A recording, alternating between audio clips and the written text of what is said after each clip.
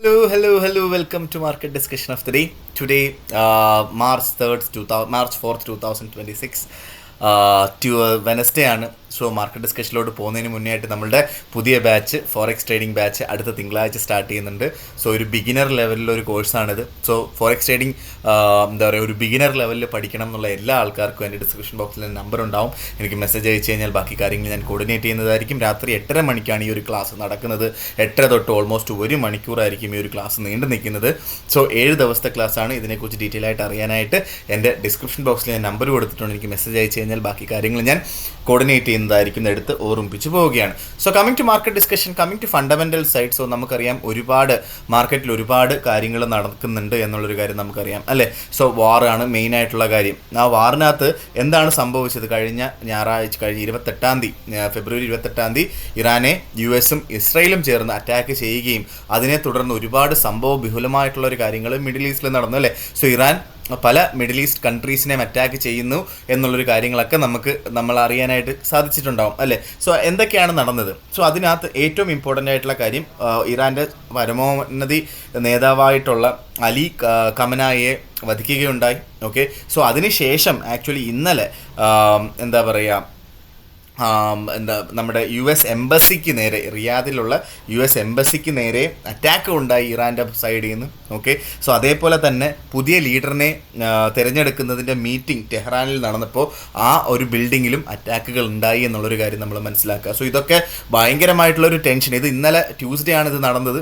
Okay. So ഭയങ്കരമായിട്ടുള്ളൊരു ടെൻഷനാണ് ഇതൊക്കെ നമുക്ക് ഉണ്ടാക്കി വെക്കുന്നതും. അതേപോലെ gold as A safe heaven, ഇതെല്ലാം ഇൻവെസ്റ്റ്മെൻറ്റ് പോകുന്നത് ഗോൾഡിലോട്ടുമാണ് എന്നുള്ളൊരു കാര്യം മനസ്സിലാക്കുക. പക്ഷേ എന്താണ് ഇന്നലെ നമ്മളുടെ DXY, അതായത് ഡോളർ ഇൻഡെക്സ് ഓൾമോസ്റ്റ് 99 ക്രോസ് ചെയ്തപ്പോൾ ഗോൾഡിൻ്റെ റേറ്റ് ചെറുതായിട്ടൊന്ന് കുറഞ്ഞു. ഗോൾഡിൻ്റെ റേറ്റ് DXY 99 കൂടുക എന്ന് പറയുമ്പോൾ എന്താണ് സംഭവിക്കുന്നത്? ഡോളറിൻ്റെ വില കൂടും. ഡോളറിൻ്റെ വില കൂടുമ്പോൾ ഗോൾഡ് വാങ്ങാനായിട്ടുള്ള ഇൻ്റർനാഷണൽ ബയേഴ്സിൻ്റെ പവർ കുറയുകയാണ്. ഓക്കെ. സോ അവിടെയാണ് ഗോൾഡ് ഇന്നലെ ഒരു ചെറുതായിട്ടൊരു കറക്ഷൻ കാണിക്കുകയും ഓൾമോസ്റ്റ് 5000 വരെയൊക്കെ മാർക്കറ്റ് സഞ്ചരിക്കുകയും ചെയ്തു എന്നുള്ളൊരു കാര്യം മനസ്സിലാക്കുക അല്ലേ. ഓൾമോസ്റ്റ് 400 പിപ്പിൻ്റെ മൂവ്മെൻ്റ് ആണ് ഇന്നലെ ഒറ്റ ദിവസം നടന്നത്. ഒരുപാട് ആൾക്കാരുടെ പൈസ പോവുകയും ചെയ്തു, സ്റ്റോപ്പ് ലോസ് ഇല്ലാതെ ചെയ്യുന്ന ആൾക്കാരുടെ അല്ലേ. സോ ബേസിക്കലി DXY അല്ലെങ്കിൽ നമ്മുടെ US ഡോളറിൻ്റെ ശക്തി കൂടിയപ്പോൾ ഗോൾഡിൻ്റെ ശക്തി കുറഞ്ഞു എന്നുള്ളൊരു കാര്യമാണ് നമ്മൾ മനസ്സിലാക്കേണ്ടത് അല്ലേ. സോ അതേപോലെ തന്നെ അതിൻ്റെ റീസൺ ഇൻഫ്ലേഷൻ കൂടും. അതേപോലെ തന്നെ tariff implementation by Donald Trump ചെയ്യുന്നത് കൊണ്ടിട്ട് തന്നെ എന്ത് സംഭവിക്കും? ഈ ഇൻട്രസ്റ്റ് റേറ്റ് കുറയ്ക്കാനായിട്ടുള്ള പോസിബിലിറ്റി ഇല്ല എന്നുള്ള അനുമാനത്തിലാണ് DXY റേറ്റ് കൂടിയത് ആക്ച്വലി അല്ലേ. സോ അതാണ് ഇന്നലെ ഗോൾഡിൻ്റെ റേറ്റ് ഒരു വലിയൊരു കറക്ഷൻ ഉണ്ടാവാനായിട്ടുള്ള one of the main reason.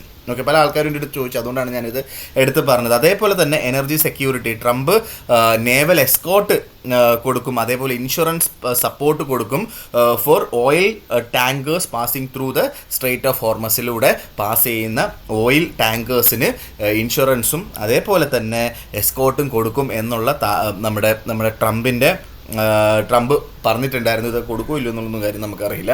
So എന്തായാലും അതേപോലെ തന്നെ വേൾഡ് ഗോൾഡ് കൗൺസിൽ റിപ്പോർട്ട് പ്രകാരം ഉസ്ബെക്കിസ്ഥാനും ചൈനയും നല്ല രീതി ഡോളറൈസേഷന് വേണ്ടിയിട്ട് ഒരുപാട് ഗോൾഡ് മേടിച്ച് കൂട്ടുന്നു എന്നുള്ളൊരു കാര്യം കൂടെ നമ്മൾ മനസ്സിലാക്കി പോവുക. സോ ഇത്രയൊക്കെയാണ് ആക്ച്വലി നമ്മളുടെ ബേസിക്കലി ഗോൾഡിൽ നമ്മൾ പൊളിറ്റിക്കലി നടന്നിട്ടുള്ള കാര്യം. ഉറപ്പായിട്ട് നിങ്ങൾ അറിഞ്ഞിട്ടുണ്ടാവും. UK വാറിൽ ഇറാനെ US-നും ഇസ്രായേലിനും കൂടെ സപ്പോർട്ട് കൊടുക്കാനായിട്ട് ഇറങ്ങിയിട്ടുണ്ട്. സോ അത് വന്ന ഉടനെ തന്നെ GBPയുടെ റേറ്റ് കുറഞ്ഞിട്ടുള്ള കാര്യങ്ങളൊക്കെ നിങ്ങൾ മനസ്സിലാക്കിയിട്ടുണ്ടായിരിക്കും. 1.36 കിടന്ന GBP 1.33 പോയിട്ടുണ്ടായിരുന്നു. വളരെ ഒരു ആവശ്യമില്ലാത്ത കാര്യങ്ങളാണ്. എനിക്കറിയില്ല എന്താണ് ഞാൻ പറയേണ്ടതെന്ന്. ഓക്കെ. സോ എന്തായാലും നമുക്ക് നേരെ നമ്മളുടെ ടെക്നിക്കൽ സൈഡിലോട്ട് പോകുന്നതിന് മുന്നേ ആയിട്ട് പല ആൾക്കാരും ഏത് ബ്രോക്കറാണ് യൂസ് ചെയ്യുന്നതെന്നുള്ള കാര്യങ്ങളൊക്കെ ചോദിക്കുന്നുണ്ടായിരുന്നു. ഞാൻ പേഴ്സണലി യൂസ് ചെയ്യുന്ന ബ്രോക്കർ വന്നിട്ട് സ്റ്റാർ ട്രേഡർ എന്ന് പറഞ്ഞൊരു ബ്രോക്കറാണ്. സോ സ്റ്റാർ ട്രേഡറിനെ കുറിച്ച് പറഞ്ഞു കഴിഞ്ഞാൽ സ്റ്റാർ ട്രേഡറിലെ നിങ്ങൾ ഏതൊരു ബ്രോക്കർ നിങ്ങൾ യൂസ് ചെയ്താലും ഏറ്റവും ഇമ്പോർട്ടൻ്റ് ആയിട്ട് നമ്മൾ നോക്കേണ്ടത് അതിൻ്റെ റെഗുലേഷൻസ് തന്നെയാണ് അല്ലേ. സോ നമ്മുടെ സ്റ്റാർ ട്രേഡറിനകത്തുള്ള റെഗുലേഷൻസ് നമ്മൾ നോക്കിക്കഴിഞ്ഞാൽ എല്ലാ റെഗുലേഷൻസും ഉള്ളൊരു ബ്രോക്കറാണ്. UAE ബേസ് ചെയ്തിട്ടുള്ള CMAയുടെ റെഗുലേഷൻ ഉണ്ട്, ഓസ്ട്രേലിയ ബേസ് ചെയ്തിട്ട് ASICയുടെ റെഗുലേഷൻ, സൗത്ത് ആഫ്രിക്ക ബേസ് ചെയ്തിട്ടുള്ള FMCAയുടെ റെഗുലേഷൻ ഒക്കെയുള്ള ബ്രോക്കറാണ്. നിങ്ങൾ വെബ്സൈറ്റിൽ കയറിയിട്ട് റെഗുലേഷൻ്റെ സൈറ്റ് നോക്കിക്കഴിഞ്ഞാൽ എല്ലാ കാര്യങ്ങളും നിങ്ങൾക്ക് ക്ലിയർ ആയിട്ട് കിട്ടും. അതിൻ്റെ കൂടെ തന്നെ ഇൻഷുറൻസും പ്രൊവൈഡ് ചെയ്യുന്ന $100,000 വരെ ലോയ്ഡ്സ് ബാങ്ക് സ്പോൺസർ ചെയ്യുന്നൊരു ഇൻഷുറൻസ് പ്രൊവൈഡ് ചെയ്യുന്ന കമ്പനിയാണ്. അതിൻ്റെ കൂടെ ഈ വട്ടം നടക്കുന്ന ക്രിക്കറ്റ് വേൾഡ് കപ്പ് UAE ടീമിനെ സ്പോൺസർ ചെയ്തത് സ്റ്റാർ ട്രേഡറാണ്. ഓക്കെ, അതേപോലെ NBA സ്പോൺസർഷിപ്പ്, അതേപോലെ എന്താ പറയുക PFLൻ്റെ സ്പോൺസർഷിപ്പ്, അങ്ങനെ ഒരുപാട് സ്പോൺസർഷിപ്പുകളൊക്കെ ചെയ്യുന്ന വളരെ വലിയൊരു കമ്പനിയാണ്. നമുക്ക് ധൈര്യമായിട്ട് നമ്മുടെ പൈസ ഇൻവെസ്റ്റ് ചെയ്ത് ട്രേഡ് ചെയ്യാൻ പറ്റുന്നൊരു കമ്പനിയാണ് എന്നുള്ളൊരു കാര്യം നമ്മൾ മനസ്സിലാക്കാം. അതിൻ്റെ കൂടെ തന്നെ ഡെപ്പോസിറ്റ് ബോണസാണ് ഇവരുടെ ഏറ്റവും കിടിലം പരിപാടി. അതായത് ആദ്യത്തെ $500 50% ബോണസും, ടോട്ടൽ എത്രയാണോ ഡെപ്പോസിറ്റ് ചെയ്യുന്നത് അതിൻ്റെ 20% ബോണസും കമ്പനി തരുന്നുണ്ട്. ഓക്കെ, യൂറോപ്യൻ ക്ലയൻസ് ആണ് എങ്കിൽ ആദ്യത്തെ $1,000 100% ബോണസും, ബാക്കിയുള്ള എത്രയാണോ ഡെപ്പോസിറ്റ് ചെയ്യുന്നത് അതിൻ്റെ 20% ബോണസുമാണ് കമ്പനി തരുന്നത്.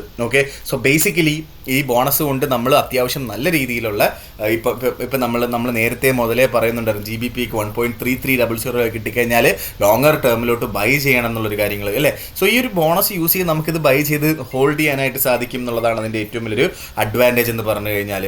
ഓക്കെ, സോ അത് മാത്രമല്ല നമ്മുടെ എക്കണോമിക് കലണ്ടർ ബേസ് ചെയ്തിട്ടുള്ള ന്യൂസുകളിലോട്ട് നമ്മൾ പോവാം. സ്റ്റാർ ട്രേഡറിൽ അക്കൗണ്ട് വേണ്ടുന്ന എല്ലാ ആൾക്കാർക്കും എൻ്റെ ഡിസ്ക്രിപ്ഷൻ ബോക്സിൽ ഞാൻ സ്റ്റാറിൻ്റെ ലിങ്ക് കൊടുത്തിട്ടുണ്ട്. UAEയിൽ പ്രത്യേകം ലിങ്കാണ്, അത് നോക്കിയെടുക്കുക. അതിനുശേഷം നിങ്ങൾ എന്നെ കോൺടാക്ട് ചെയ്ത് കഴിഞ്ഞാൽ ഡയറക്റ്റ്ലി നിങ്ങളുടെ ബിസിനസ് ഡെവലപ്മെൻറ്റ് മാനേജറായിട്ട് ആക്ട് ചെയ്യുകയും ചെയ്യും. ഓക്കെ, നിങ്ങൾക്ക് എന്ത് ഹെൽപ്പ് വേണമെന്നുണ്ടെങ്കിൽ നിങ്ങൾ എന്നെ ഡയറക്റ്റ്ലി കോൺടാക്ട് ചെയ്താൽ മതി എന്നുള്ളതാണ് എനിക്ക് പറഞ്ഞു പോകാനായിട്ടുള്ളത്. ഓക്കെ, സോ നമ്മൾ നേരെ നമ്മുടെ എക്കണോമിക് കലണ്ടർ ബേസ് ചെയ്തിട്ടുള്ള ഇന്നത്തെ ന്യൂസുകൾ നോക്കുമ്പോൾ 6:45 നമുക്ക് ADP നോൺ ഫാം എംപ്ലോയ്മെൻറ്റ് ചേഞ്ചിൻ്റെ ന്യൂസ് ഉണ്ട്. അതേപോലെ 8:00 ISM സർവീസ് PMIയുടെ ന്യൂസ് ഉണ്ട്. ഓക്കെ, സോ ഇത് രണ്ടും ഭയങ്കര ഇമ്പോർട്ടൻ്റ് ആയിട്ടുള്ള ന്യൂസുകളാണോ എന്ന് ചോദിച്ചു കഴിഞ്ഞാൽ ഒരു ഡയറക്ഷണൽ ചേഞ്ച് ഒന്നും ഈ ന്യൂസുകൾ ഉണ്ടാവില്ല. ഉറപ്പായിട്ടും ഒരു വോളറ്റാലിറ്റി നമുക്ക് ആ ഒരു സമയത്ത് പ്രതീക്ഷിക്കാം. US മാർക്കറ്റിന് മുന്നേ ആയിട്ട് മാറി നിൽക്കണം എന്നുള്ള ആൾക്കാർക്ക് വേണമെങ്കിൽ മാറി നിൽക്കാം. എന്തായാലും ഈ ന്യൂസ് വന്നാലും ഇല്ലെങ്കിലും മാർക്കറ്റൊക്കെ അങ്ങോട്ടും ഇങ്ങോട്ടും ഒക്കെ പോകും. So high risky days, high risky weeks ഒക്കെയാണിത്. ഓക്കെ, സോ ഈ ആഴ്ചകളിൽ ഞാൻ ട്രേഡ് ചെയ്യാറില്ല. ഞാൻ നിങ്ങൾക്ക് പറയുന്നുണ്ട്, ഞാൻ ട്രേഡ് ചെയ്യാറില്ല. ഒന്നാമത്തെ കാര്യം എന്താ പറയുക, ഈ ഒരു ഇത്രയും റിസ്കി ഡേയ്സിൽ നമ്മൾ എന്തിനാണ് ട്രേഡ് ചെയ്ത് നമ്മൾ പൈസ കളയുന്നത് അല്ലേ. പ്രത്യേകിച്ച് ഗോൾഡിൽ കേട്ടോ, ഉറപ്പായിട്ടും നിങ്ങൾക്ക് ബാക്കിയുള്ള ഇതിനകത്തൊക്കെ ട്രേഡ് ചെയ്യാം. പക്ഷേ നിങ്ങളുടെ ലെവൽസിലോട്ട് വന്നു കഴിഞ്ഞാൽ ട്രേഡ് ചെയ്യാം, അതിന് തെറ്റില്ലാത്ത കാര്യമാണ്. പക്ഷേ സ്റ്റോപ്പ് ലോസ് ഇടണം എന്നുള്ളത് മാത്രമാണ് എനിക്ക് പറഞ്ഞു പോകാനായിട്ടുള്ളത്. Okay, so coming to market discussion, coming to technical side. So ഞാൻ ഇന്നും നമ്മുടെ വീഡിയോ ചെയ്യാനായിട്ട് കുറച്ച് ലേറ്റായി, കാരണം എനിക്ക് കുഞ്ഞ് ജനിച്ചു. സോ അതിൻ്റെ കുറച്ച് കാര്യങ്ങളൊക്കെ ഇങ്ങനെ നടന്നുകൊണ്ടിരിക്കുകയാണ്. ഓക്കെ, സോ അതുകൊണ്ടിട്ടാണ് ഈ ലേറ്റ് ആവുന്നത്, വേറൊന്നും കണ്ടിട്ടല്ല. അപ്പോൾ ഞാൻ എൻ്റെ ഇൻസ്റ്റഗ്രാം ചാനലിൽ രാവിലെ തന്നെ ലെവൽസ് ഇട്ടിട്ടുണ്ട്, ഓപ്പർച്യൂണിറ്റീസ് ഇട്ടിട്ടുണ്ട്. നിങ്ങൾ എൻ്റെ ഇൻസ്റ്റാഗ്രാം ചാനൽ ഫോളോ ചെയ്യുന്ന ആൾക്കാരാണെങ്കിൽ ഉറപ്പായിട്ടും നിങ്ങൾക്ക് ലെവൽസ് ഇതിന് മുന്നേ ആയിട്ട് കിട്ടും.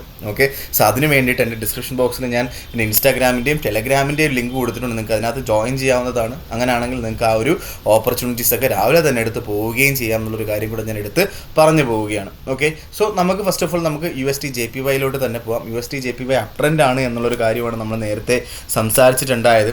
Okay, so USD JPY up trend തന്നെയാണ്. സോ നമുക്ക് ആക്ച്വലി ഒരു പുൾ ബാക്ക് ബൈ ആണ് ഏറ്റവും നല്ലൊരു കാര്യം. അത് 157 അവിടെ വേണമെങ്കിലും നിങ്ങൾക്ക് എടുക്കാം. ഓക്കെ, സോ 157 അവിടെയൊക്കെ കിട്ടിക്കഴിഞ്ഞാൽ നമുക്ക് അവിടുന്ന് ബൈ ചെയ്ത് മുന്നോട്ട് പോകാം. 156.40 താഴെയായിട്ട് നമ്മൾ സ്റ്റോപ്പ് ലോസ് ഇടണം എന്നുള്ളൊരു കാര്യമാണ് എനിക്ക് ഫസ്റ്റ് ബൈ ഓപ്പർച്യൂണിറ്റിയെ കുറിച്ച് പറയാനായിട്ടുള്ളത്. ഒരു എന്താ പറയുക, നമുക്കൊരു ബ്രേക്ക് ഔട്ടിൽ നമുക്ക് 158 മുകളിലായിട്ട് മാർക്കറ്റ് സസ്റ്റെയിൻ ചെയ്യുന്ന കണ്ടാൽ അവിടുന്ന് വേണമെങ്കിലും ബൈ ചെയ്ത് മുന്നോട്ട് പോകാം. 157.40 താഴെ സ്റ്റോപ്പ് ലോസ് വെക്കണം, അത് നിർബന്ധമായിട്ടും വെച്ച് പോവുകയും ചെയ്യണം. ഓക്കെ, സോ ഒരേ ഒരു സെൽ ഓപ്പർച്യൂണിറ്റി ഉള്ളൂ. സെൽ ഓപ്പർച്യൂണിറ്റി 156 താഴെയായിട്ട് മാർക്കറ്റ് സസ്റ്റെയിൻ ചെയ്യുന്ന കണ്ടു കഴിഞ്ഞാൽ ഉറപ്പായിട്ടും അവിടെ നമുക്ക് സെല്ല് ചെയ്തുകൊണ്ട് സ്റ്റാർട്ട് ചെയ്യുന്നുണ്ട്, തെറ്റില്ലാത്ത കാര്യമാണ്. പക്ഷേ ഇന്നത്തെ ദിവസം അതിൻ്റെ താഴെയായിട്ട് വരുമോ ഇല്ലയോ എന്നുള്ളൊരു കാര്യം നമുക്കറിയില്ല. ഓക്കെ, സോ ആ ഒരു സെൽ ഓപ്പർച്യൂണിറ്റിയെ കുറിച്ച് നാളെ ചിന്തിക്കുന്നതായിരിക്കും ബെറ്റർ എന്നുള്ളതാണ് എൻ്റെ ഒപ്പീനിയൻ. പക്ഷേ അതിൻ്റെ താഴെ സസ്റ്റെയിൻ ചെയ്ത് കഴിഞ്ഞാൽ ഉറപ്പായിട്ടും മാർക്കറ്റ് താഴോട്ട് പോവുകയും ചെയ്യും. ഓക്കെ, സോ നേരെ നമ്മൾ GBPയിലോട്ട് പോകാം. GBP UK ആവശ്യമില്ലാത്ത കാര്യത്തിന് വേണ്ടിയിട്ട് വീണ്ടും US-നെയും ഇസ്രായേലിനെയും സപ്പോർട്ട് ചെയ്യാനായിട്ട് പോയിട്ടുണ്ട്. അത് കാരണം തന്നെ മാർക്കറ്റ് താഴോട്ട് പോവുകയും ചെയ്തു അല്ലേ. സോ ഇപ്പോൾ കറൻ്റ്ലി നിൽക്കുന്നത് 1.3368 നിൽക്കുന്നു. സോ നമുക്ക് ബെയറിഷാണ് മാർക്കറ്റ്. നമുക്കൊരു സേഫ് ആയിട്ടുള്ള ഓപ്പർച്യൂണിറ്റി 1.3400 എവിടെയൊക്കെ നമുക്ക് മാർക്കറ്റ് കിട്ടിക്കഴിഞ്ഞാൽ അവിടെ നിന്നുള്ളൊരു സെൽ ഓപ്പർച്യൂണിറ്റിയാണ് ആക്ച്വലി നമുക്ക് സേഫ് ആയിട്ടുള്ളൊരു ഓപ്പർച്യൂണിറ്റി എന്ന് പറഞ്ഞു കഴിഞ്ഞാൽ.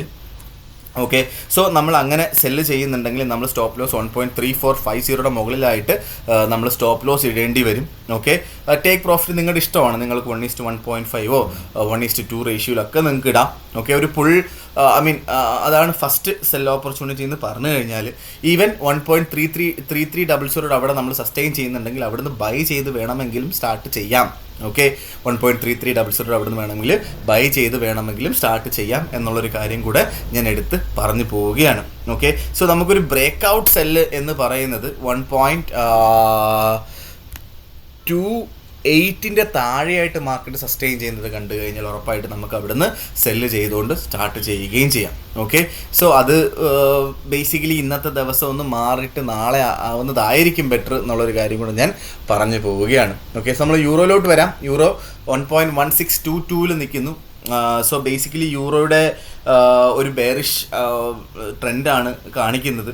ഓക്കെ, സോ നമുക്ക് ആ ഒരു 1.1700 ഒക്കെ അടുത്ത് കിട്ടിക്കഴിഞ്ഞാൽ നമുക്ക് അവിടുന്ന് സെല്ല് ചെയ്തുകൊണ്ട് സ്റ്റാർട്ട് ചെയ്യാം. 1.1760 മുകളിലായിട്ട് സ്റ്റോപ്പ് ലോസ് വെക്കണം. അത് നിർബന്ധമായിട്ടും വെച്ച് പോവുകയും ചെയ്യണം. ഓക്കെ, സോ അല്ല നമ്മളൊരു ബൈ ഓപ്പർച്യൂണിറ്റിയാണ് നോക്കുന്നതെങ്കിൽ നമുക്കൊരു പുൾ ബാക്ക് കിട്ടി 1.1570 മുകളിലായിട്ട് സസ്റ്റെയിൻ ചെയ്യുന്നുണ്ടെങ്കിൽ അവിടുന്ന് നമുക്ക് ബൈ ചെയ്തുകൊണ്ടും സ്റ്റാർട്ട് ചെയ്യുന്നതുകൊണ്ട് തെറ്റില്ലാത്ത കാര്യമാണ്. പക്ഷേ ട്രെൻഡിന് എഗെയിൻസ്റ്റ് ആണ്, അത് നോക്കി ചെയ്യണം. വളരെ ചെറിയ ലോട്ട് സൈസ് എടുക്കുന്നതായിരിക്കും ഞാൻ റെക്കമെൻഡ് ചെയ്യുന്നത്.